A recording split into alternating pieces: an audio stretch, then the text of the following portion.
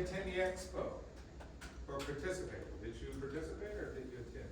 I went to see it. Just to see. Did you go? Okay. What did you think? It was pretty fun. Pretty good research?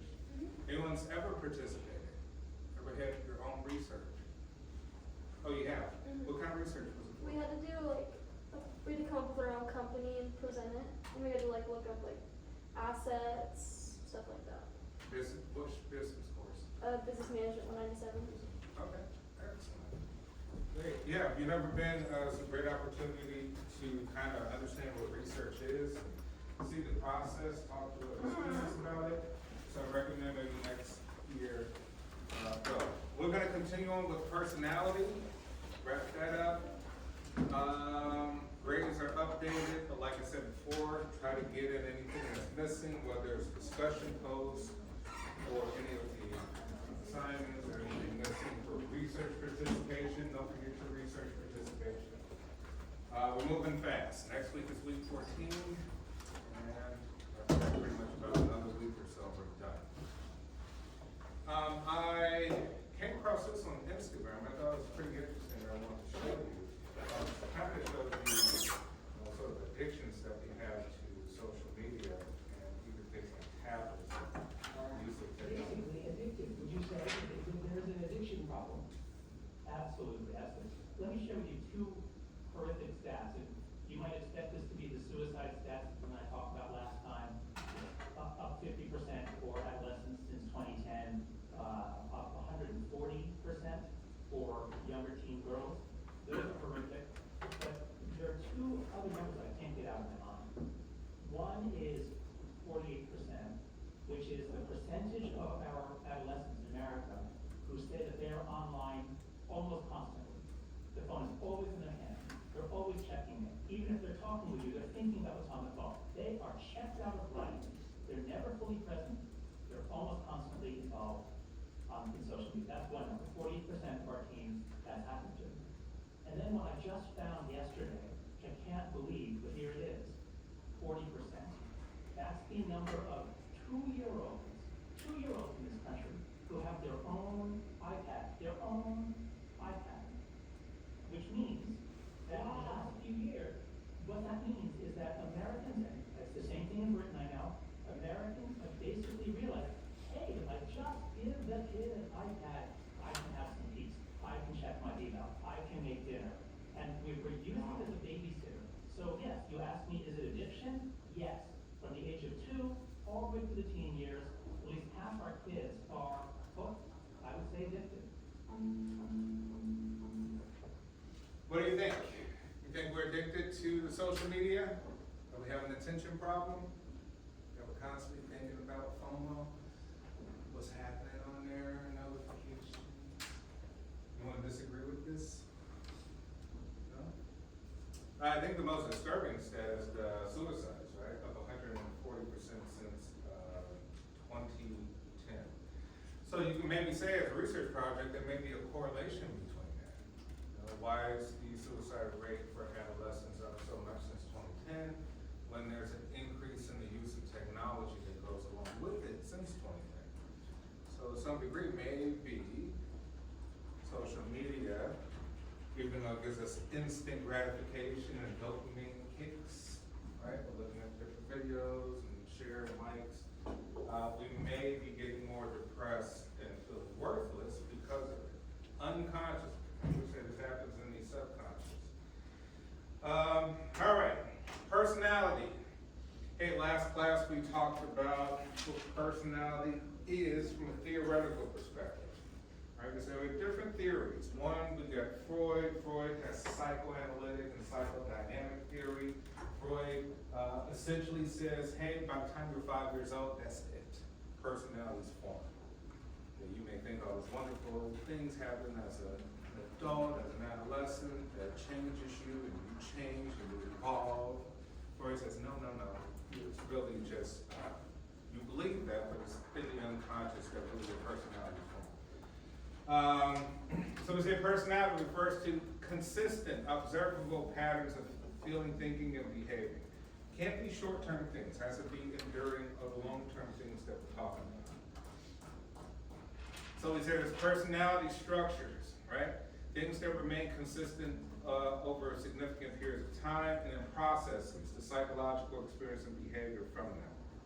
All right, so we say, hey, Freud came up with sort of the iceberg theory, right? That this all underneath the water, underneath the surface is the id and superego, which we're not really conscious of all the time. The only part that we're conscious of is really the ego and a little bit of the pre-conscious, right? It shows that things from our past, from traumatic experience that we have, kind of hide themselves, right? When we're left with this part of the brain in confusion or ignoring, or what we call repressing on purpose, that we're hiding it on purpose for a reason, right? And we want to figure out what that reason is. Okay, Freud came up with, hey, psychosexual stages of development, right? Freud says oral stage, anal stage, phallic stage, latency, and genital. That's pretty much it. By the time you hit puberty and afterwards, all your stages are set, right? Freud says primarily we are seeking out sexual reproduction and competition. That's what we're seeking out. So just like the animals, like any other animal, we are animals. Right, that we're seeking to reproduce and compete for resources, compete for things. Right? That we are in unconscious competition. So here's my first question, right? So if Freud believed that, hey, at the end of 5 years of life, your personality is set for the rest, do you agree with this theory that Freud proposes? Do you disagree? Give you a minute to talk, to think it over. Either with others or for yourself. Do you agree that your personality is set after the first 5 years?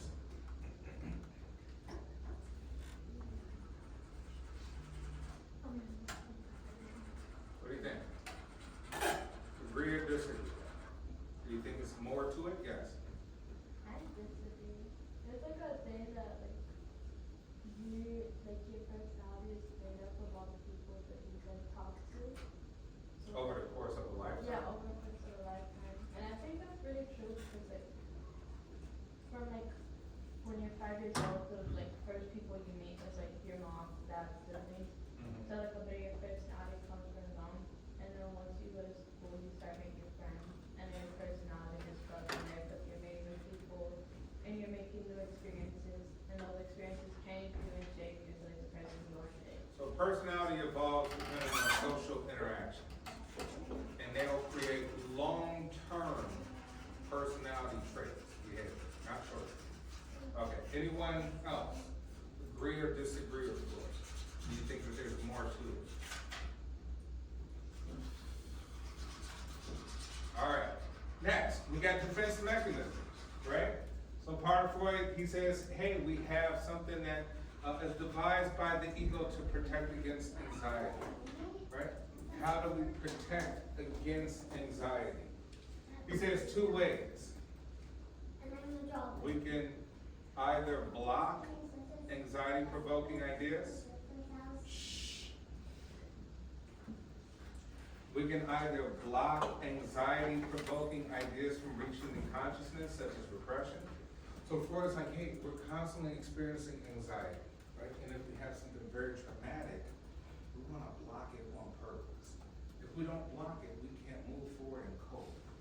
We need to keep managing, moving on with life, no matter what happens, right? So either we can block or we can distort it, right? Distortion just kind of means sublimation, which means transfer. That means we'll transfer whatever happens to us in a different way. For example, somebody calls you and pisses you off. Angers you, pisses you off. You're like, what am I gonna do? Right? Freud would say you got 2 choices. Some people will rub it off the shoulder, whatever. Right? They'll block it. They'll repress it. They'll bury it. Right? I don't really care. We do care. Remember, whatever happens is something that's just not like you absolutely get rid of. Unless psychopaths and sociopaths can.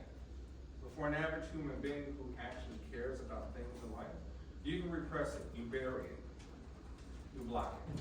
Or you say, next person I talk to on the phone, I'm gonna transfer my anger to them. Talk to the next person, like, why are you so pissed off? Why are you coming at me like that? You're like, well, I had some anxiety, and it has to go somewhere. Right? So another example would be like here, if you're aggressive, if you're physically aggressive, you're like, man, I have to get my physical aggression out. What do? I don't know, go outside, beat up people, and go to jail. Like, well, that's not gonna work for me. I can maybe take up martial arts or boxing. Something to transfer this energy of mine to somewhere else. So think about that. Whenever you're interacting with some person and they're giving you some sort of energy, right? You're picking it up. You're like, where's that coming from? It's coming from somewhere, right? They're supplementing. It could be supplementing, right? Interesting. You had some stuff happen to you, now you're dumping it on me. So this is a chain of events. Now you dump it on me, I gotta dump it on somebody else.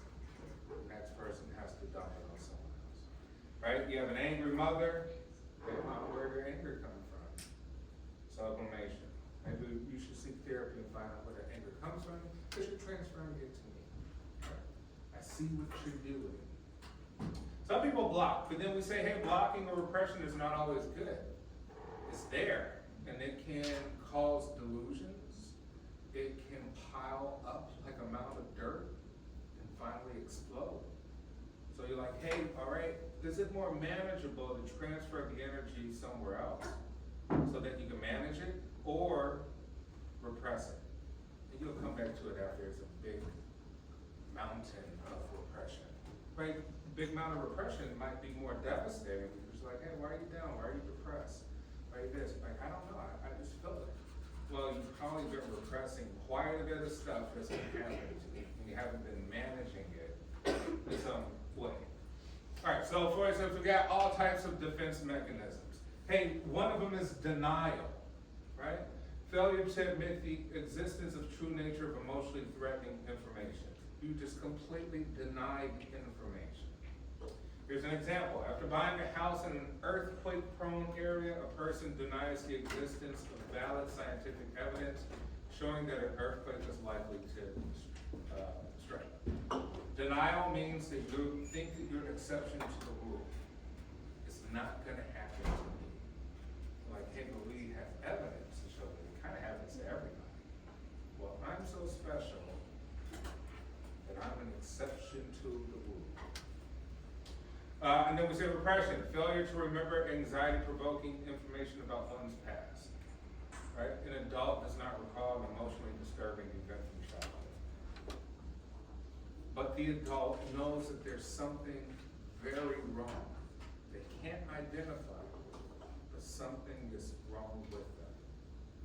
There's an issue. They can't identify the issue. So Freud says, we have to go and dig.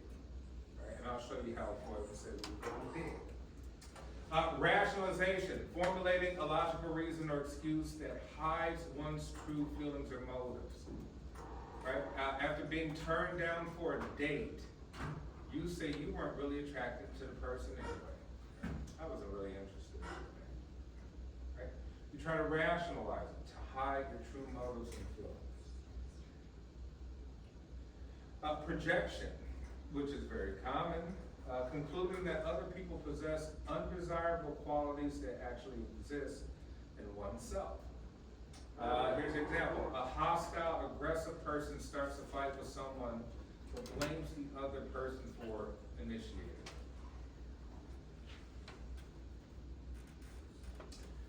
Reaction formation, expressing thoughts and behaviors that you are the opposite of one's true motives. Example, you are extremely friendly and generous towards someone you actually hate or dislike. Right? We call that reaction formation.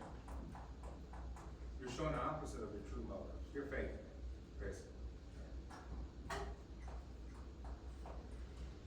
And then sublimation, expressing socially undesirable motives in a socially acceptable form. And we say aggression, you don't want to go beat up people and go to jail, so therefore you take up martial arts. Martial arts is socially acceptable.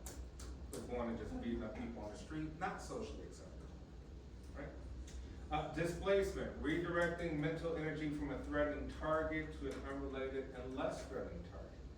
An employee angry at his or her boss yells at family members, thus redirecting the anger to them, right? Somewhat like sublimation, right, but a little bit of displacement.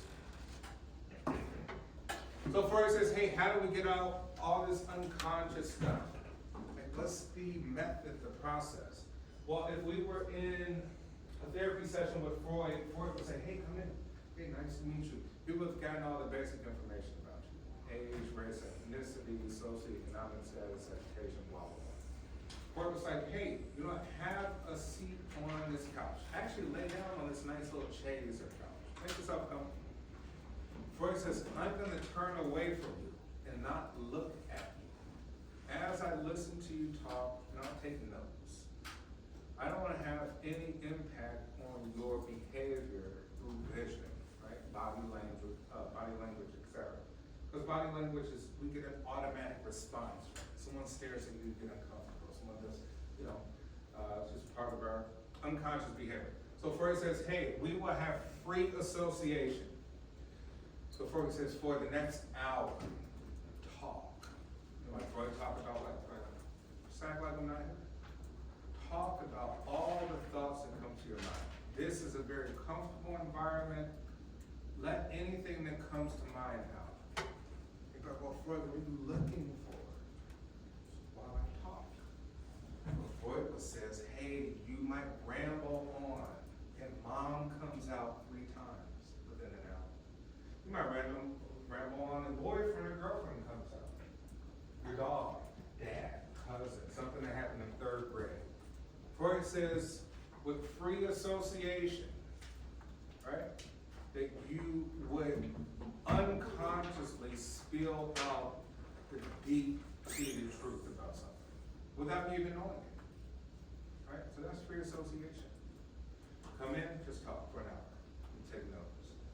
Freud's trying to look for things. That's interesting. Sometimes a Freudian slip he'll look for, right? Which is called Freudian slip. Right? It might be something like, you know, you might say something along the way. You know, remember, I don't know if we talked about Oedipus complex and Electra complex. Do you remember? Anyone hear about that? Anyone know what Oedipus complex is? You know what Oedipus complex is? Which is what? It's the theory about why, like, sons are closer to their mothers and not their fathers. Yeah. So they're to that degree, right? So Freud says, hey, there are kind of unconscious motives that we have towards, you know, like parents, right? And we transfer that to our relationships with other adults. In essence, we're kind of looking for a mom and a woman if we're a boy, a guy, et cetera, and we're kind of looking for a man and a man, right? We're looking for someone who particularly represents that, right? We're trying to recreate those people. You can't recreate them, so they become a problem, right? Even with Oedipus complex, it's like you never grow up. Your mom, you're always attached to your mom forever by the hip, right? So Freud would say, hey, something like that weird will come out, right? Something will come out. It's a Freudian slip. Something they didn't mean to say, but you said it anyway, and you said it for a reason. So that's free association. Projective tests. This is an assessment tool in which ambiguous things interpret ambiguity, projecting elements of their own personality. A Rorschach test. Anyone ever seen a Rorschach test? Ink blot test? Right, sure. So here's one I think on the next slide. Here we go. So with this personality test, we say, hey, we'll give you more time to look at this. We'll give you a few minutes. Because we want you to think. Impulsively, right? Reactively, you're gonna say, I see a butterfly or something like that. You're gonna use your logical explanation for what you see. Give it some time, you might see something else, potentially. Right, so this is a Rorschach, an ink blot test. Right, so we would say something about your personality will come out depending on all sorts of images. We'll give you maybe hundreds. What about this one? What about this one? What about this one, right? We would say we'll start to see things and patterns about those too. You might start seeing things that seem extremely odd. So tell me, what do you see in this image? Take a look at that image for about 30 seconds.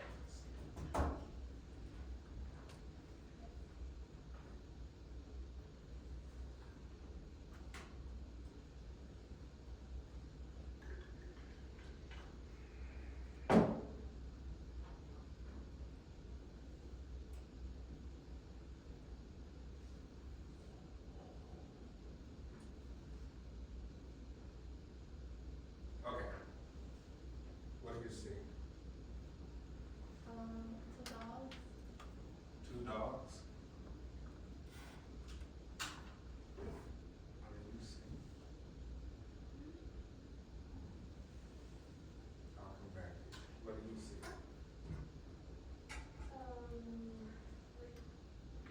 Lungs and kidneys. Lungs and kidney. Interesting. Okay. Somebody sees two dogs. Somebody sees internal organs.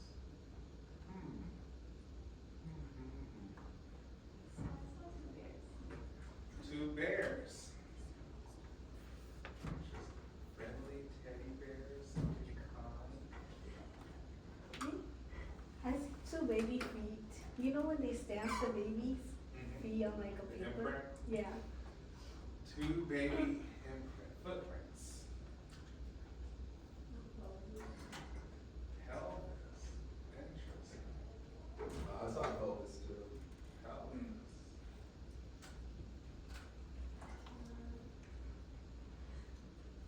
I see a woman with like puffy hair and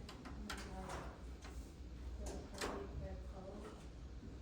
A woman with puffy hair, puffy fur coat. I see two bears. I see a diagram body. I see a skull. Skull? I see a pelvis. What? Pelvis. Pelvis. In the back over here, what do you see? What do you see? To me, it looks like two large men fighting. Two squirrels. Interesting.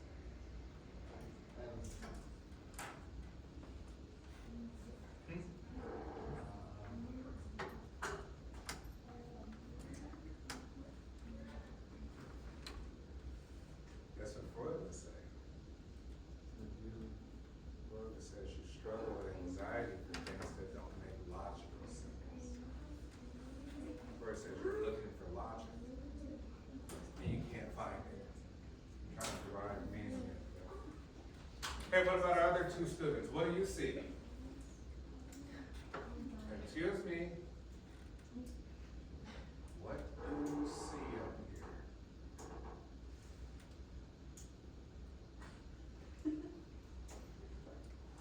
You have an answer? What do you see? Christian and Chloe? I see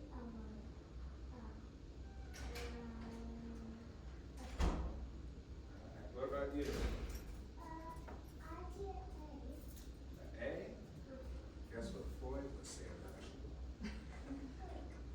Wouldn't be good, I'll tell you that. Alright? What do I see? I see this tragic accident that happened when I was 3 years old. There was a car accident and the person got beheaded. And then after that fact, there was an ambulance that took them in an ambulance crash. I remember that story. And from there, it was all downhill for me. Right, these are some of the stories that could come up, right? These are real things that people can say.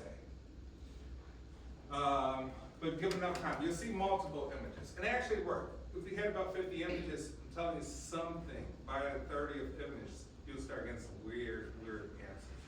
Because what will happen is your mind will get tired of trying to come up with a nice answer. After a while, your mind mind will get tired of trying to come up with a logical answer, and your mind will give up. And from that point on, the truth will start coming out. Not the nice answer, not the logical, trying to make meaning of it, but you'll start to see other things beyond it. All right, and then, okay, beyond Freud. So, Freud laid the groundwork. Great, but a lot of people disagree. Just like, hey, Freud, you're onto stuff. We agree with some stuff, not the other thing. You talk a little bit too much about sex and aggression. I don't think that's the full story. Maybe human beings develop in different phases in life. Maybe like, hey, personality is formed through different phases. Older people develop their own personality because they have their own problems and struggles, right? Younger people got their own struggles, right? Their own environment, culture, all these things. And then others say, hey, you know what? Around the world, there's things that everybody has. Love, hatred, blah, blah, blah, right? Universal unconscious, collective unconscious. And other things, humanistic things. So we got people like, these are some of our main people. If you can remember these names, would be great. Alfred Adler. Several schools are named after Adler. Carl Jung, who I consider the greatest psychologist to ever live. If you ever get a chance to read up on Jung, right? Jung incorporates spirituality and other elements beyond Freud. But he was, really close to Freud. Later on, they kind of deviated. And Eric Erikson. Erikson talks about lifespan development, childhood development. So him and B.F. Skinner are kind of what's used in schools